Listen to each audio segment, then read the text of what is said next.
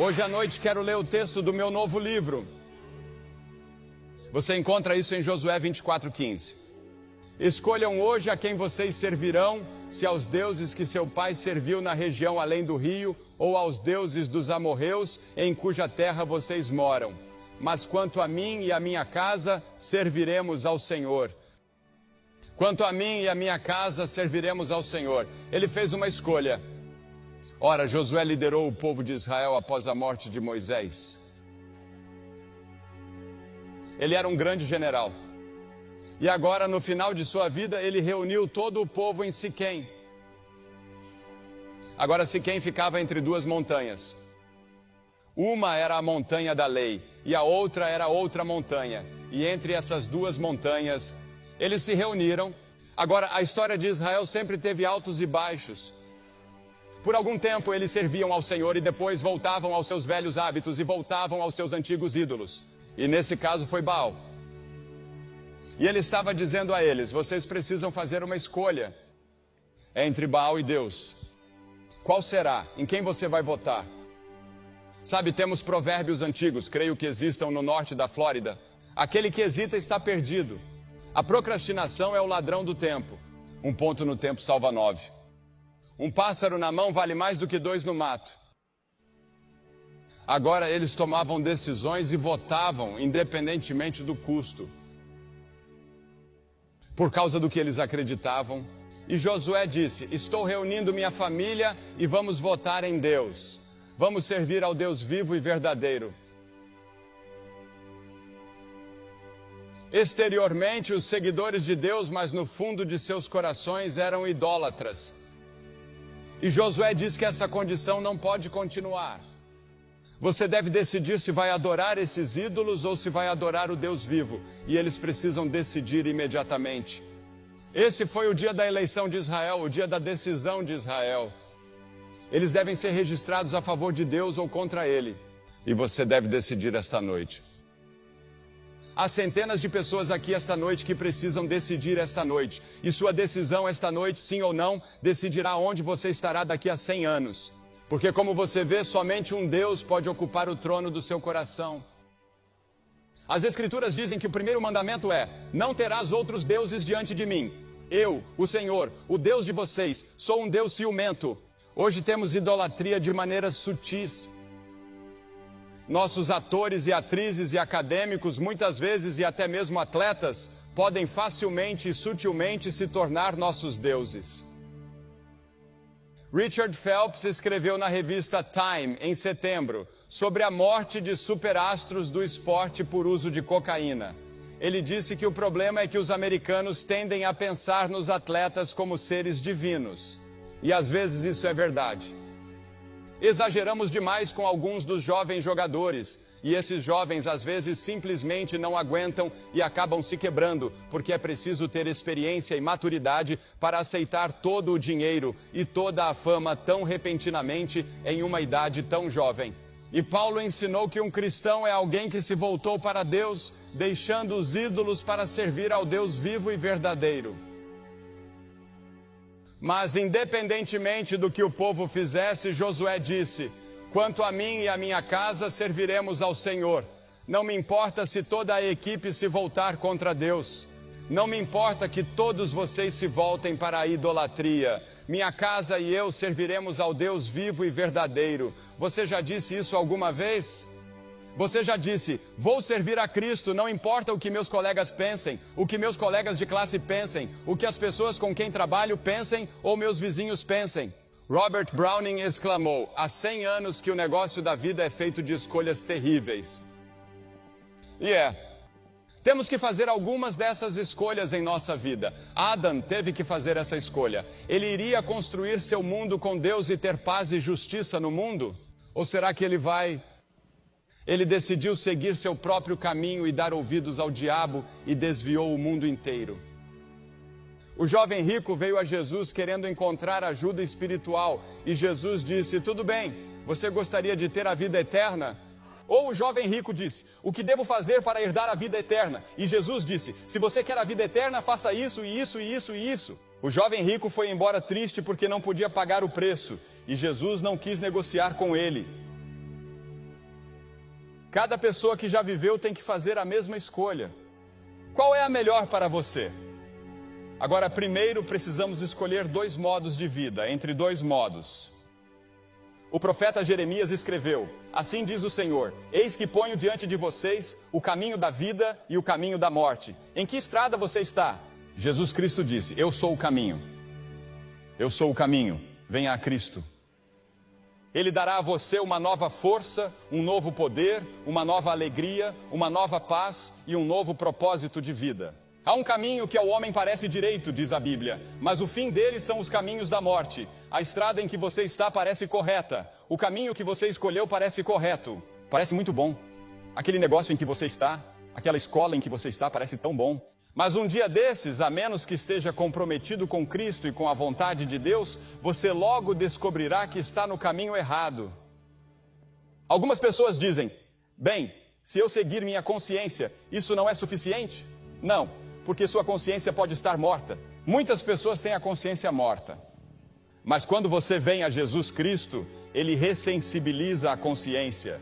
Veja, você conta uma mentira quando é criança e sua consciência o incomoda. Agora você pode olhar uma pessoa diretamente no rosto e contar uma mentira, e isso não o incomoda nem um pouco. Havia uma época em que fazia coisas que o perturbavam, agora pode fazê-las sem incômodo. Você pensa, bem, não é tão ruim assim. Sua consciência não incomoda você. Por quê? Porque sua consciência foi queimada ou está morta. Mas quando você vem a Cristo, Ele lhe dá uma nova consciência para que você possa ser sensível às coisas erradas. As pessoas dizem: bem, sendo sincero, se eu for sincero na vida, isso não é suficiente? Não, isso não é suficiente. Você pode ser sincero. Certa vez, quando eu estava doente, minha mãe foi muito sincera e me deu iodo por engano. Ela pensou que estava me dando remédio para tosse, mas estava errado, sinceramente errado. Ou eles dizem: bem, se eu faço tantas coisas boas para as pessoas, sorrio para elas e sou amigável com elas, você não acha que Deus entende se eu cometer um pequeno pecado de vez em quando? Ele entenderá. Ele é um bom Deus. Ele é um Deus amoroso e tudo isso. Não, Deus não entende. Se você conhece Cristo, então esses pecados são perdoados. Mas você sabe, não somos salvos por nossa bondade e nossas próprias obras, certo? Venho de um país, a França, onde muitas pessoas pensam que são salvas por suas boas obras. Isso lhes foi ensinado desde a infância como parte da religião. Mas você não é salvo por boas obras. Você é salvo pela graça de Deus, pois é pela graça que somos salvos, por meio da fé, que não vem de vocês, nem das obras, para que ninguém se glorie. Se eu fosse salvo por minha própria bondade, chegaria ao céu e andaria por lá, me gabaria e diria: veja o que fiz para chegar até aqui. Eu era um bom menino. Mas todos nós somos pecadores, nenhum de nós merece estar no céu. Deus diz que devemos ser tão santos quanto Ele, não posso ser tão santo quanto Deus. O que ocorre? Cristo veio, morreu na cruz e derramou seu sangue para me proporcionar uma santidade que eu não tenho naturalmente. E Ele fornece uma roupa, um tecido de santidade para mim e uma justiça que não mereço. Depois há quem diga: bem, me reformei? Sim, você pode reformar o resto de sua vida, mas não é só isso. Você precisa vir a Cristo, entrar pela porta estreita e andar pelo caminho estreito. Portanto, você tem uma opção. Você precisa votar em uma vida ou na outra. Qual será? Uma vida de entrega a Cristo como Senhor e Salvador, ou uma vida em que você se entrega a si mesmo e a seus próprios desejos, prazeres, luxúria, ganância e ciúmes? E então você terá que escolher entre dois mestres. Jesus disse: ninguém pode servir a dois senhores, porque ou há de odiar um e amar o outro, ou se apegará a um e desprezará o outro. Você não pode servir a Deus e ao materialismo. Precisa fazer uma escolha. Se você desprezar o outro, não poderá servir a Deus e ao materialismo. Você deve escolher não apenas dois modos de vida, não apenas dois mestres, mas você também precisa escolher entre dois destinos. Qual é o destino de vocês? Onde você estará daqui a 50, 100 anos? Estarás em algum lugar. O verdadeiro você, seu corpo, talvez esteja na sepultura, mas você, o verdadeiro você, sua alma, seu espírito, a coisa que pensa e se lembra e ama e assim por diante, essa é a parte de você que viverá para sempre, seja no céu ou no inferno. e você tem que fazer uma escolha entre os dois. Salomão escreveu sobre o caminho para o inferno em Provérbios 7. C.S. Lewis, o grande professor de Cambridge e Oxford, costumava enfatizar que ninguém jamais teve tanto a dizer sobre o caminho para o inferno quanto Jesus Cristo, e ele estava certo. Por outro lado, ninguém jamais falou do céu com tanta clareza e autoridade como Jesus Cristo. Um dos programas mais populares da televisão no ano passado foi intitulado Highway to Heaven. Jesus Cristo é a estrada para o céu. Ele disse: na casa de meu pai há muitas moradas. Estivemos na Romênia no ano passado realizando reuniões e havia milhares de pessoas a perder de vista. E eles me levaram para um lugar chamado Moldávia. Eles nos levaram em um pequeno passeio turístico pelas colinas e montanhas, e assim por diante. Eles nos levaram a igrejas e edifícios que foram pintados há cerca de 1000 anos, com um tipo de tinta que nunca perdeu seu brilho e sua cor. E eles não sabem como fizeram isso. Eles acham que talvez tenham usado mel, mas não têm certeza. E todas as pinturas são religiosas porque as pessoas não tinham Bíblias, não tinham literatura cristã e não tinham como contar a história da Bíblia. Assim, eles ensinavam a Bíblia com pinturas nas laterais dos edifícios. E você pode ver toda a história da Bíblia. E vi uma pintura em um lindo azul e com várias cores que duraram 1000 anos. E pensei comigo mesmo, olhe para isso. Era a imagem de uma escada que ia do fogo do inferno até onde Jesus estava, no topo da escada, no paraíso. E lá embaixo havia demônios subindo a escada, puxando-os, tentando levá-los para as chamas. E sobre eles estavam os anjos que os ajudavam a subir a escada. E eu pensei que isso é um pouco como, pode ser distorcido, pode não ser teologicamente exatamente correto, mas eles tiveram a ideia, porque há uma batalha constante pela sua alma o tempo todo. Você sabe, sua alma é importante para o diabo. Ele quer sua alma. Ele pagará qualquer preço, e alguns de vocês estão vendendo a alma tão barato, que aproveitaria ao homem ganhar o mundo inteiro e perder a sua própria alma. O diabo lhe dará o mundo inteiro se você o seguir. Mas alguns de vocês o seguirão e ele não lhes dará nada. Você está apenas seguindo-o porque é como o porco que segue o homem que está deixando cair o feijão, indo para o curral de abate. A cada pouco ele deixa cair um feijão, e o porco vai atrás dele. E você nem mesmo pensa que está seguindo o diabo na direção errada. Sim, Jesus Cristo é a estrada para o céu. Mas saiba que ninguém vem ao Pai senão por mim, disse ele. E então essa escolha ou esse voto que você faz tem de ser você mesmo. Você mesmo deve fazer esse voto. Quanto a mim e a minha casa, serviremos ao Senhor. Não conheço nenhuma, mas acho que uma das músicas mais populares do ano é Papa Don't Preach, da Madonna. Agora, Josué não hesitou nem por um momento em pregar para aquelas pessoas. Ele disse que quanto a mim e a minha casa, ele estava votando em Cristo, em Deus.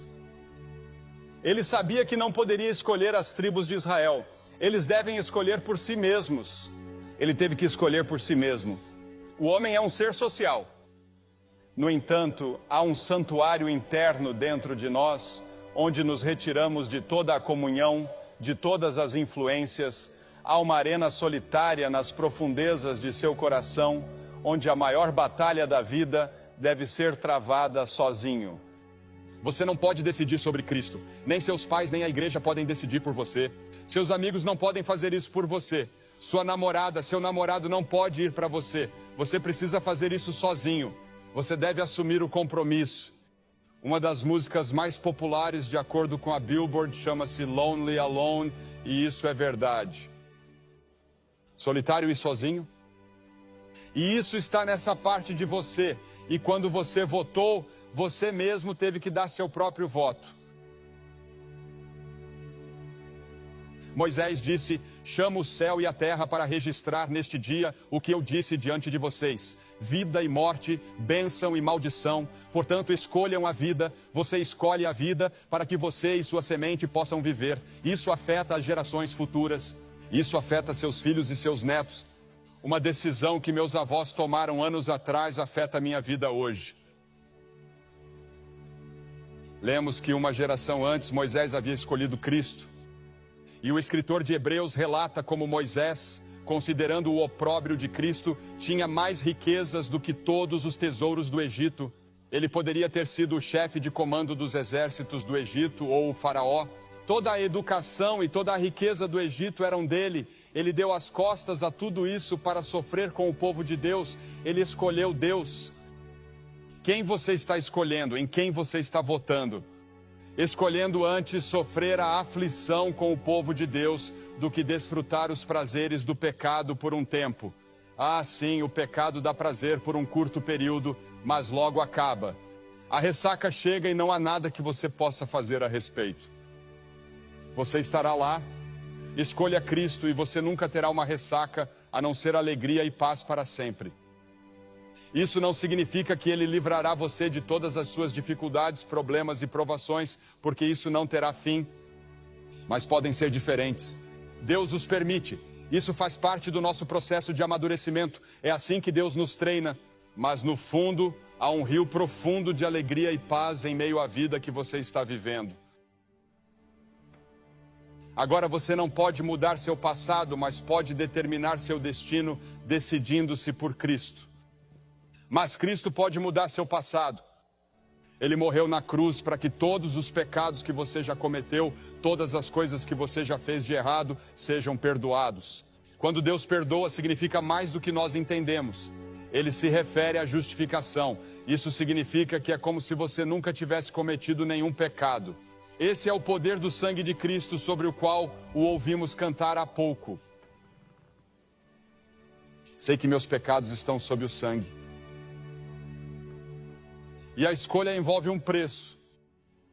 O apóstolo Pedro escreveu que vocês não foram resgatados com coisas corruptíveis como prata e ouro, mas com o precioso sangue de Cristo, o preço que Jesus pagou na cruz quando derramou o sangue de sua vida por vocês.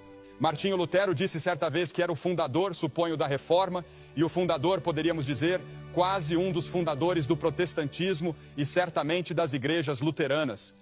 Ele disse que, quando olho para mim mesmo, não sei como posso ser salvo, mas quando olho para Jesus, não vejo como posso estar perdido. João Calvino, que fundou a teologia reformada em um sentido, e a igreja presbiteriana, disse: sobre uma vida que não vivi, sobre uma morte que não morri, penduro toda a minha eternidade. Eu a penduro em Jesus.